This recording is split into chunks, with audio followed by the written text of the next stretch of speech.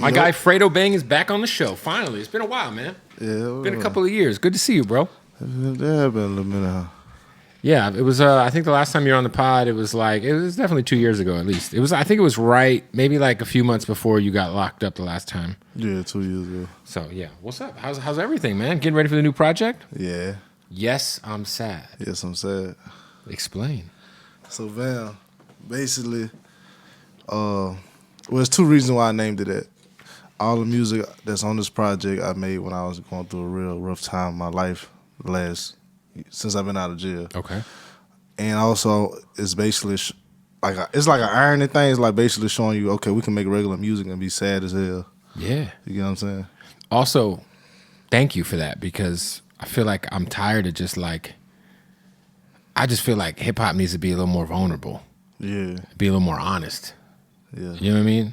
So when you say, because it takes first of all, to name your album that's a brave thing to do. You know what I'm saying? Were you going back and forth about doing it? Because to be like that vulnerable publicly, you know, and you're kind of seen as like a quote unquote gangster rapper. You know what I'm saying?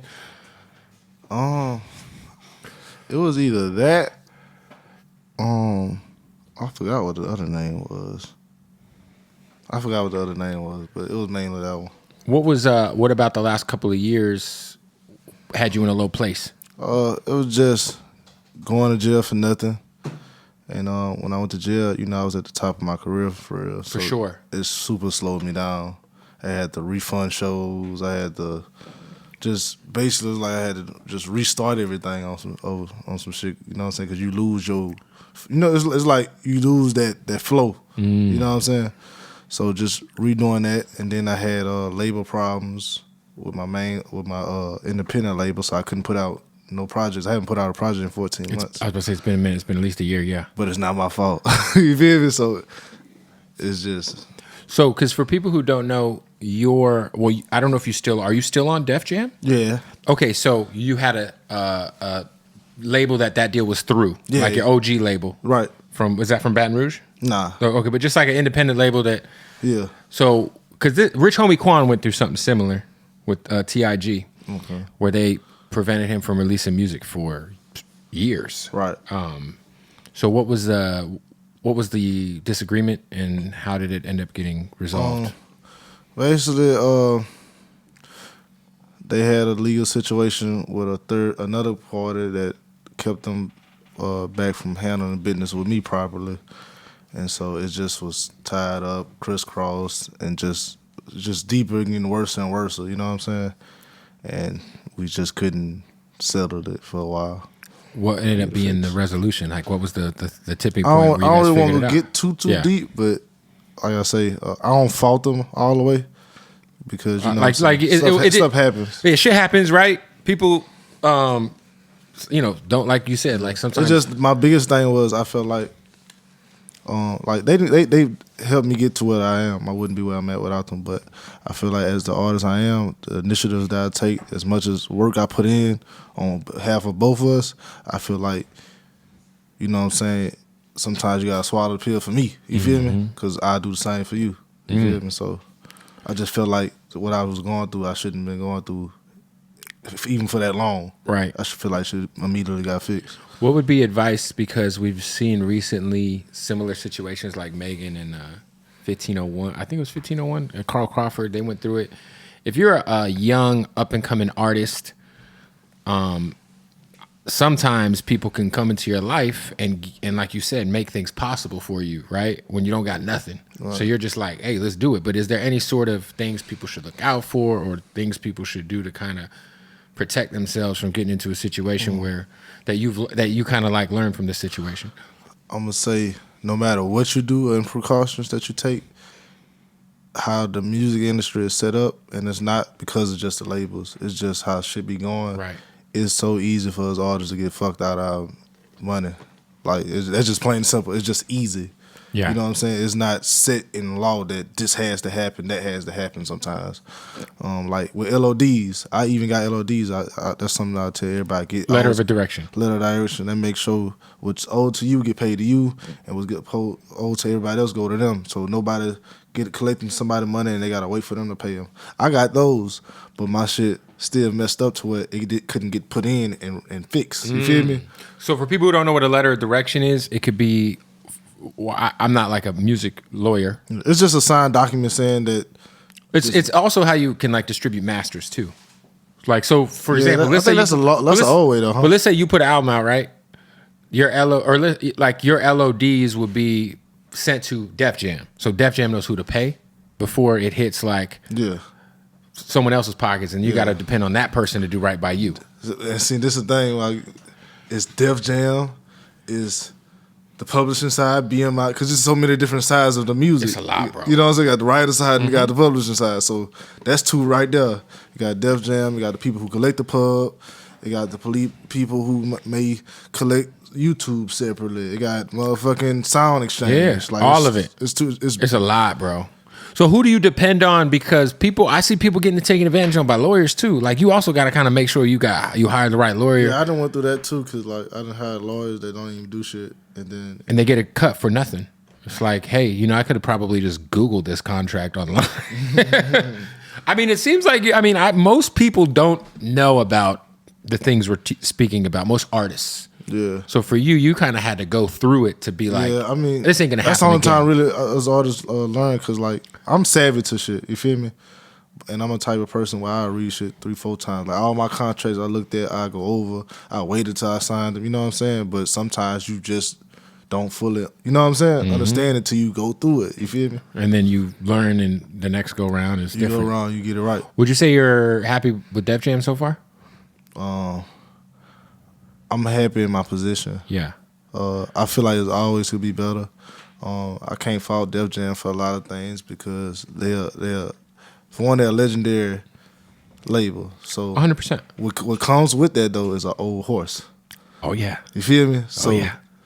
And I'm a very new horse. You feel me? So sometimes it's very hard for those old horses to break old habits. You get what I'm saying?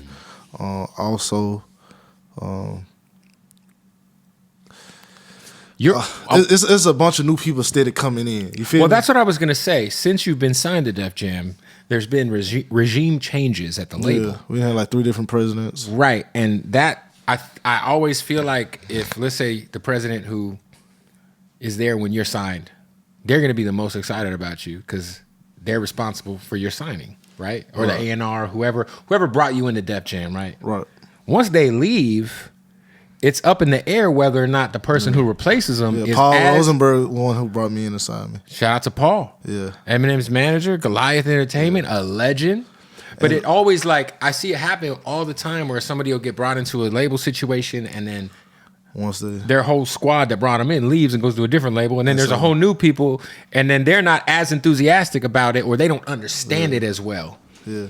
The good thing with me is and shout out to the president, like Tunja. I fuck with Tunja. Tunja there right now. Great guy. And he a very understanding. He for the artists, like 100%. He's solid, about as solid as they come. Yeah, and it's hard coming in trying to fix everything. You for feel sure. Me?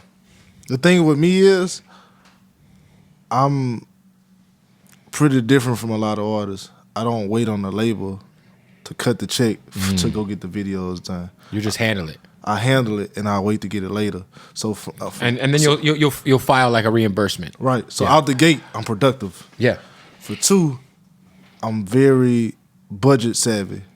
You know what I'm saying? Like I'm not going fucking to go get a $50,000 video that I don't need, and because you can spend and I don't and I don't feel like it's gonna make back. You know what I'm saying? And I have projects that are in the green already, which nobody has. Right on major label systems, it's very tough. And if I can push, I done pushed out 3-4 certifications, a bunch of chartings with Def Jam, with 3 different presidents, all this stuff going on. What if everything was consistent? Right, so everybody knows my worth. You know what I'm saying? That's interesting.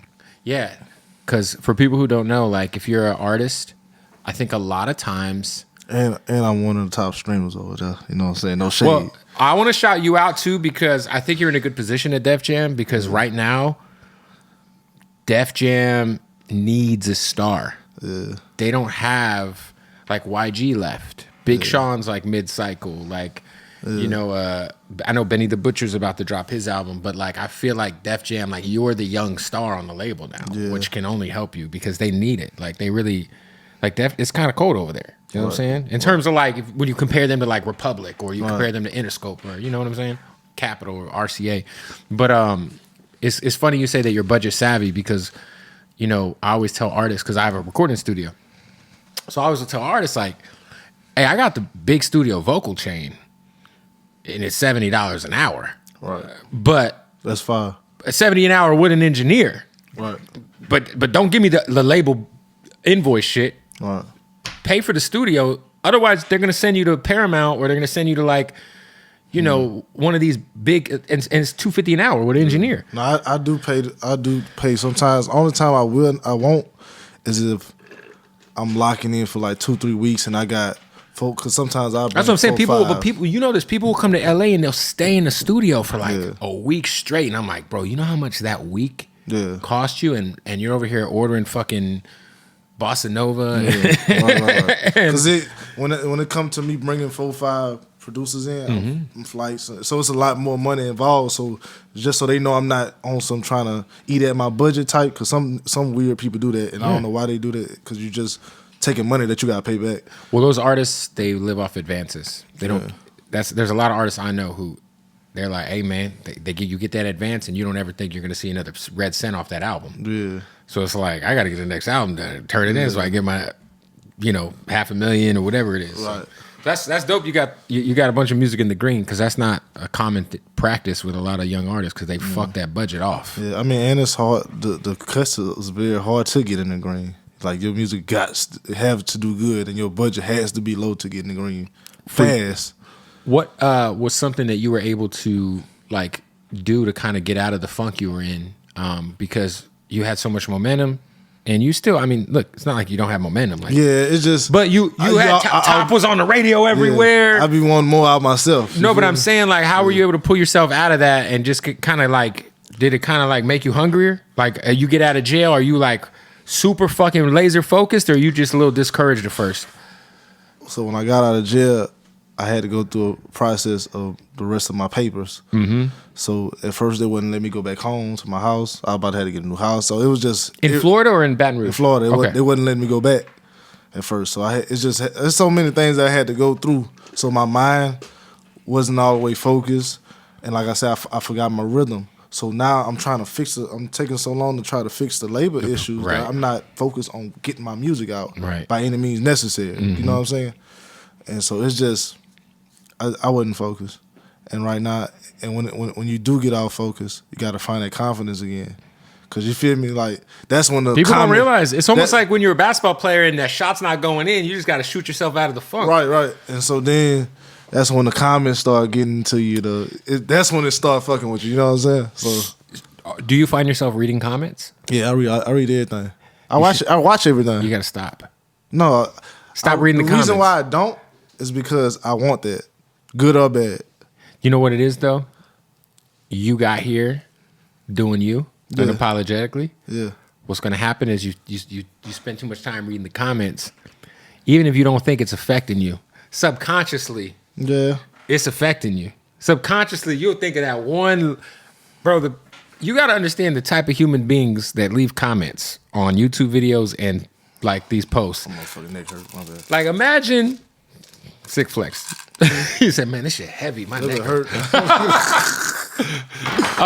No, but imagine, like, I always tell this to people, like, because like I have a YouTube channel and sometimes I'll get stuck reading the comments. And I'm like, damn, someone left a paragraph under this video. They took 3-5 minutes out of their day to comment on a stranger's piece of content, something negative. Like, imagine like how fucked up your day's got to be, or your life's got to be. Sometimes it could be like it'll be a troll, but it'll be funny to me, and sometimes it'll brighten up my day. Sometimes it make me mad. You know what I'm saying? It just like if something ever comes across my Twitter timeline that's negative, I just retweet it.